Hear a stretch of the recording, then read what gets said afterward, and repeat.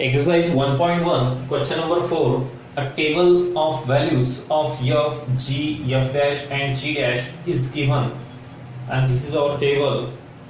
These are the values of x, and these all the values of f of g of x, f dash of x and g dash of x. If we put the value of x here, then we get f of 2. जर आपण ही x ची value 2 इथे put up केली, म्हणजे x च्या ठिकाणी put up केली, तुम्हाला f of 2 मिळेल. आणि f of 2 ची व्हॅल्यू काय आहे? 1. f of 2 ची value 1. Same thing, if we put the value of x here, f dash in the f dash of x, जर मी ही x ची व्हॅल्यू या f dash of x मध्ये जर पुट अप केली, म्हणजेच f dash of 4 मिळेल मला, आणि f dash of 4 काय आहे? 5. म्हणजे या टेबलवरून आपल्याला अशा व्हॅल्यूज काढता येतात, आणि या व्हॅल्यूजचा यूज करून हे एक्झाम्पल आपल्याला सॉल्व्ह करायचं आहे. तर एक्झाम्पल को आपण काय आहे? इफ एक्झाम्पल आहे, if r of x equals to f of g of x, आणि आपल्याला फाइंड आउट करायचं आहे r dash of 2. आपल्याला फाइंड आउट काय करायचं आहे? r dash of 2. आता r dash of 2 कसं काढायचं? तर सिन्स जे दिलेलं आहे ते लिहून घ्यायचं. We have given that r of x equals to f of g of x. f of g of x. आता दिसायला थोडं हे किचकट वाटते. एक कंपोजिट फंक्शन आहे, हे एक फंक्शन, आणि त्यामध्ये दुसरं फंक्शन आहे, म्हणजे कंपोजिट फंक्शन आहे, आणि याला कशाने डिनोट केलेलं आहे? r ने डिनोट केलेलं आहे. आणि डिफरन्शिएशनचा व्हेरिएबल कोणता आहे? x. म्हणून आपल्याला याला डिफरन्शिएट करताना आपल्याला differentiate with respect to x करावं लागेल, कारण डिफरन्शिएशनचा व्हेरिएबल कोणता आहे? x आहे. म्हणून differentiate with respect to x. If we differentiate this term with respect to x, then we write r dash of x. आपण पाहिलेलं आहे की डेरिव्हेटिव्ह अशा पद्धतीने सुद्धा डिनोट करतात. जर y असेल त्याला डिफरन्शिएट केलं तर dy by dx लिहितो, पण समजा r असेल, असं r फंक्शन दिलेलं आहे किंवा f फंक्शन दिलेलं आहे, त्याला जर डिफरन्शिएट केलं तर आपण f dash लिहितो. Same thing here is r, so we differentiate with respect to x. Variable कोणता आहे? x आहे. If we differentiate with respect to x, then we write r dash of x. And here the derivative of this term f, आपल्याला functions मोजावे लागतात composite मध्ये. किती functions दिलेले आहेत? तर फर्स्ट फंक्शन कोणता आहे? f आहे. त्या आतमध्ये कोणतं फंक्शन आहे? g आहे. म्हणून आपल्याला आधी डेरिव्हेटिव्ह कोणाचा काढावा लागेल? f चा. म्हणून f चा जर डेरिव्हेटिव्ह काढला आपण तर तो f dash of g of x. पण इथे प्रत्येक एक्झाम्पल मध्ये आपण असं केलेलं आहे, पण इथे x च्या ठिकाणी x मधली टर्म आहे, x मधलं फंक्शन आहे, म्हणून आपण पुन्हा त्याचा डेरिव्हेटिव्ह काढणार, म्हणजेच ddx ऑफ काय लिहावं लागेल आपल्याला? g of x. f dash of g of x as it is. आणि याचा जर डेरिव्हेटिव्ह काढला आपण तर ddx ऑफ x व्हेरिएबल आहे म्हणून डिफरन्शिएट करू शकतो x ने. याचा जर डेरिव्हेटिव्ह काढला तर हा कसा लिहितो? Dash of x, g dash of x. This is our main equation. This is our main equation. We have to find out r dash of 2. We have to find out r dash of 2. So we put x equals to 2 here. Therefore we get r dash of 2 equals to f dash of g of 2 into g dash of 2 into g dash of 2. And after that we have to use this table here. आता हा table use करताना आपल्याला काय करायचं आहे? आपल्याला g of 2, आधी सगळ्यात सुरुवातीला आपल्याला g of 2 ची व्हॅल्यू काढायची. g of 2 ची व्हॅल्यू, g of 2 काढायचं आहे, म्हणून x ची व्हॅल्यू 2 पाहावं लागेल. कुठे आहे? x ची व्हॅल्यू 2 इथे आहे, आणि मला g फंक्शन पाहिजे. g फंक्शन हे आणि दोघांचं इंटरसेक्शन इथे येतो, म्हणजे आपली व्हॅल्यू कोणती? 6. हा झाला g ऑफ 2, 6. इथे मी 6 व्हॅल्यू पुट अप करतो. तसंच सेम थिंग x ची व्हॅल्यू 2, आणि जी डॅश फंक्शन पाहावं लागेल. जी डॅश फंक्शन हे दोघांचे इंटरसेक्शन दिस म्हणजे जी डॅश ऑफ 2 आपल्याला काय मिळेल 4 म्हणून into 4.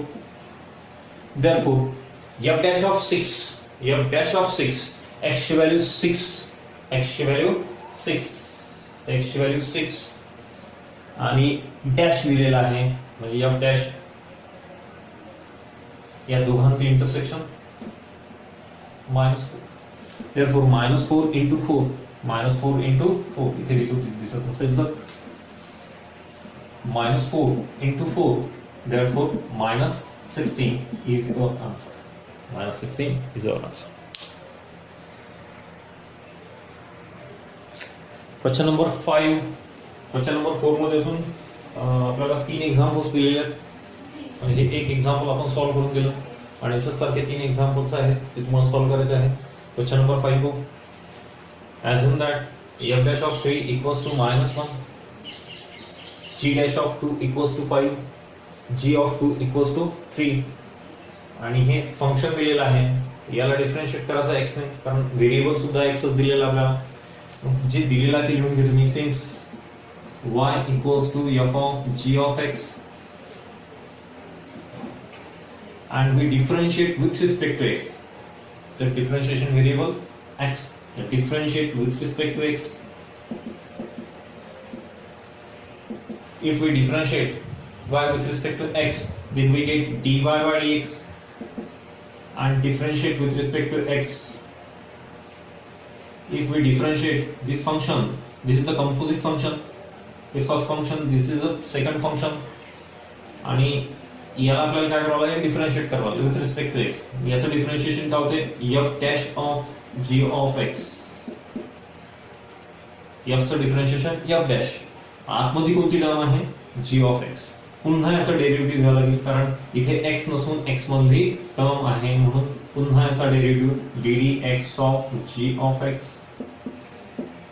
ddx of g of x. So f dash of g of x as it is and derivative of g is g dash of x. G dash of x. This is our dy by dx and we have to find dy by dx at point x equals to 2. पण आपल्याला काय करायचं आहे dy by dx ची value काढायची आहे पण आपल्याला x ची व्हॅल्यू 2 असताना dy by dx ची व्हॅल्यू काय होते ते फाइंड आउट करायचं आहे. म्हणून आपण dy by dx at point काय करू आपण x इक्वल्स टू 2 म्हणजे जिथे जिथे x दिसतो तिथे तिथे आपल्याला काय पुट अप करायचं आहे 2 पुट अप करायचं आहे. f dash of g of 2 इथे x होता 2 पुट अप केला into g dash of 2 into g dash of 2. f dash of g of 2 ची व्हॅल्यू आहे इथे g ऑफ 2 ची व्हॅल्यू 3 इथे 3 पुट अप करा. g dash of 2 ची व्हॅल्यू 5 पुट अप करा आणि f dash of 3 ची व्हॅल्यू दिलेली आहे -1 into 5 means -5. This is our final answer. dy by dx at point x equals to 2 is -5. Note it down. For next example, question number 6. If h of x is this term, f of 1, g of 1, f dash of 1 and g dash of 1 या आपल्याला values दिलेल्या आहेत आणि आपल्याला find out काय करायचं आहे h dash of 1 find out करायचं आहे. आणि तुम्ही जर ऑब्झर्व केलं तर x ची व्हॅल्यू 1 पुट अप केली आणि सर्व फंक्शन्स हे x ची व्हॅल्यू 1 साठीच दिलेले आहेत. आपण फाइंड आउट करताना आपल्याला काय करावं लागेल h डॅश काढायचं. h दिलेला आहे जे दिलेला ते लिहून घेऊ आपण. Since h of x equals to √4 f of x plus 3 g of x आणि याला डिफरन्शिएट करू आपण with respect to x. Differentiate with respect to x. याला जर डिफरन्शिएट केलं तर हे काय होईल h चे h डॅश √x चा डेरिव्हेटिव्ह काय होतो 1/2 √x. म्हणून या √x चा आता x च्या ठिकाणी ही टर्म √x चा डेरिव्हेटिव्ह होणार आहे 1/2 √x. सिंपल. डेरिव्हेटिव्हचा अभ्यास करताना टेन्शन घ्यायचं नाही. रूट एक्सचा डेरिव्हेटिव्ह 1/2 रूट एक्स, आणि पुन्हा इथे एक्स मधली टर्म आहे, एक्स नसून एक्स मधली टर्म आहे, म्हणून तर पुन्हा डेरिव्हेटिव्ह काढावा लागेल D X of 4 F of X plus 3 G of x.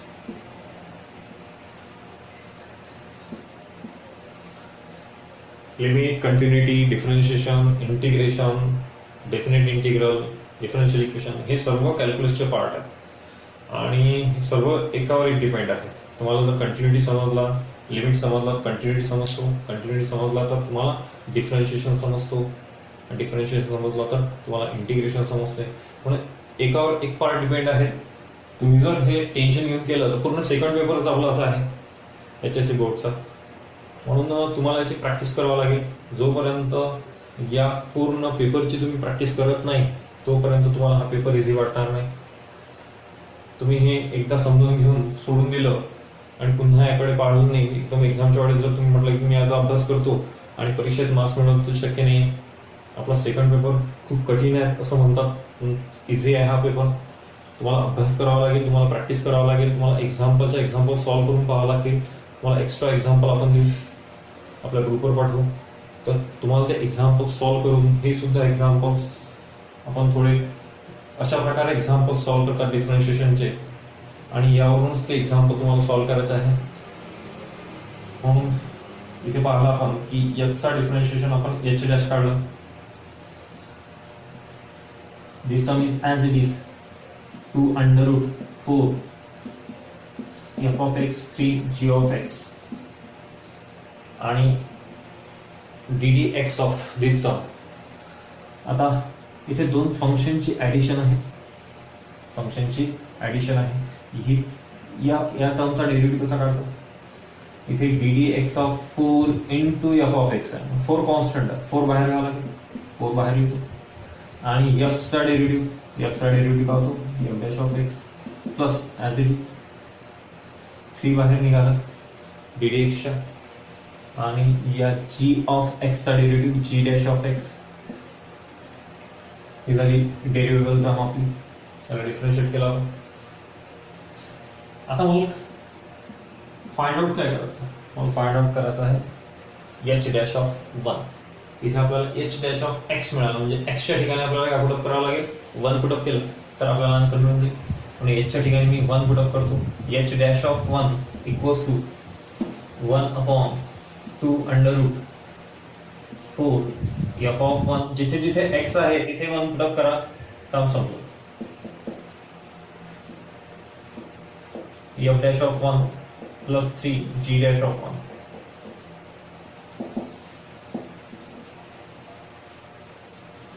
X ची व्हॅल्यू 1 पुटअप केल्यानंतर आपल्याला काय मिळते, ती एक्स ची व्हॅल्यू 1 पुटअप केल्यानंतर F of 1, G of 1, F dash of 1 आणि जी डॅश ऑफ 1 या सर्व व्हॅल्यूज आपल्याला दिलेल्या आहेत, गिव्हन आहेत व्हॅल्यूज. या व्हॅल्यूज फक्त आपल्याला इथे पुटअप करायच्या आहेत. 4 इंटू एफ डॅश ऑफ 1 किती आहे, 4 into 4 plus 3 into G of 1 3 in bracket 4 f dash of 1 3 plus 3 into g dash of 1 4. Therefore 1/2 under root 16 plus 9 into 12 plus 12 1/2 under root 25 into 24. Therefore 24. Therefore 24 upon 10. There our final answer is 12/5. Therefore h dash of 1 equals to 12/5. Question number 8. Select appropriate hint from the hint basket and fill up the blank space in the following paragraph. हे activity दिलेली आहे, खाली आपल्याला answers दिलेले आहेत आणि ते answers आपल्याला इथे फिलअप करायचे आहेत. हे फंक्शन्स दिलेले आहेत, एफ ऑफ एक्स x² + 5 आणि g ऑफ x e⁻⁴ + 3. आता थोडं ऑब्झर्व करायचं आपल्याला. आपल्याला काय करायचं आहे, आपल्याला ही पहिली ब्लँक पाहू. F of G of X काढायचं आपल्याला. This is the composite function F of G of X. Here we replace x by g of x, x by g of x. So me f of x घेऊन घेतो. f of x आपला x square plus 5 हे function आपलं f of x. फक्त आपल्याला काय करायचं, f of g of x काढायचं असेल तर f फंक्शन मधला जो x आहे तो g of x ने रिप्लेस करायचा. जिथे जिथे x आहे तिथे g of x लिहितो.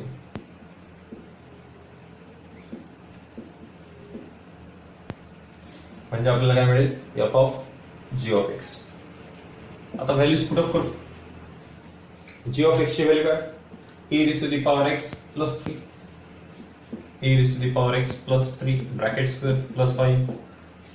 We know that a plus b bracket square formula, first term square plus 5 first into second means 6 e raised to the power x plus 9 plus 5. Therefore e raised to the power 2x plus 6 e raised to the power x plus 14. This is our f of g of x. पहिली blank आपल्याला मिळाली e raised to the power 2x plus 6 e raised to the power x plus 14. This is our first blank. Next आपल्याला same thing, आपल्याला काय करायचं आहे, g of f of x काढायचं. g of f of x, g of f of x काढताना या g मधला जो x आहे, g मधला जो x आहे तो कशाने रिप्लेस करायचा, f of x ने रिप्लेस करायचा. पण g फंक्शन मी लिहून घेतो. g फंक्शन आहे आपलं equals to e raised to the power इथे x plus 3, इथे सुद्धा x आहे, इथे सुद्धा x आहे. पण आपल्याला g फंक्शन मध्ये x कशाने रिप्लेस करायचा, f of x. मग जिथे जिथे x आहे तिथे मी f of x लिहितो.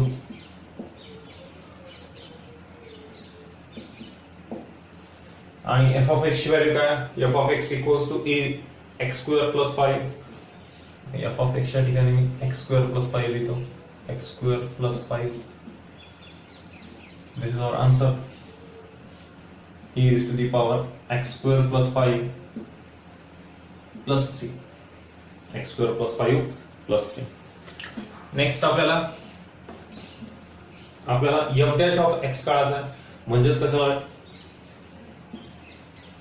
याला डिफरन्शिएट करावं लागेल. याला जर डिफरन्शिएट केलं f फंक्शनला तर आपल्याला f dash of x मिळेल. and here derivative of x square is 2x and derivative of constant term is 0. Therefore answer is 2x. Also g of x, derivative of g is g dash and derivative of e raised to the power x is e raised to the power x. Derivative of constant is 0. Therefore final answer is e raised to the power x. After that we have to find that the derivative of f of g of x, composite functions काढायचा with respect to x आणि त्याला differentiate करायचं with respect to x. याला differentiate करायचा with respect to x, पण in terms of f and g. Answer हे in terms of f and g असलं पाहिजे. मग मी ज्याला डिफरन्शिएट करायचं ती टर्म घेऊन घेतो g of x. हे कंपोजिट फंक्शन आहे आणि याला जर मी डिफरन्शिएट केलं with respect to x, जर मी f ला डिफरन्शिएट केलं तर मला मिळेल f dash of x म्हणजेच g of x. याचा डेरिव्हेटिव्ह हा f चा डेरिव्हेटिव्ह f डॅश, पण आतमध्ये x आहे का, नाही. म्हणून पुन्हा डेरिव्हेटिव्ह काढावा लागेल. म्हणजेच ddx of g of x f dash of g of x into ddx of g of x g dash of x. म्हणजे आपलं फायनल आन्सर काय मिळालं, f dash of g of x, f dash of g of x into g dash of x, g dash of x.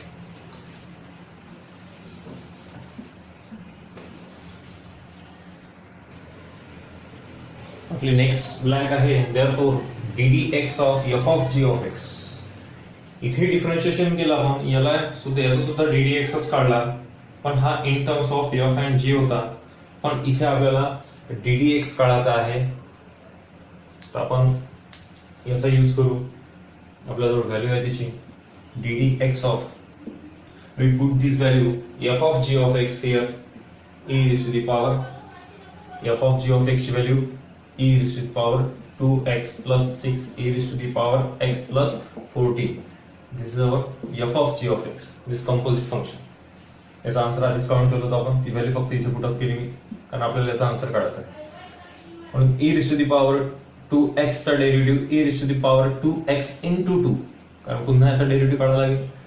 2x चा derivative 2 plus 6 as it is constant आहे, आणि e raised to the power x चा derivative e raised to the power x आणि constant टर्मचा derivative 0 होऊन जातो. म्हणजेच answer काय येईल 2 into e raised to the power 2x plus 6 into e raised to the power x. This is our first answer. 2 into e raised to the power 2x plus 6 into e raised to the power x. आता आपल्याला काय करायचं, आपल्याला second काय दिलेला आपण same तेच काढायचा, तोच पार्ट काढायचा, फक्त काय ऍट x इक्वल्स टू 0, की जिथे x काय आहे 0 आहे. म्हणून मी याला ddx of f of g of x f of g of x पण कुठे ऍट x इक्वल्स टू 0. जेव्हा x इक्वल्स टू 0 असेल तेव्हा ते फंक्शन काढायचं आपल्याला. म्हणून जिथे जिथे या फंक्शन मध्ये x आहे तिथे 0 पुट अप करा. 2 into e raised to the power 0 plus 6 into e raised to the power 0. Therefore 2 plus 6 e raised to the power 0 means 1. E raised to the power 0 means 1. 2 plus 6, therefore 8. Our final answer is 8. This is the half portion of this question. Note it down.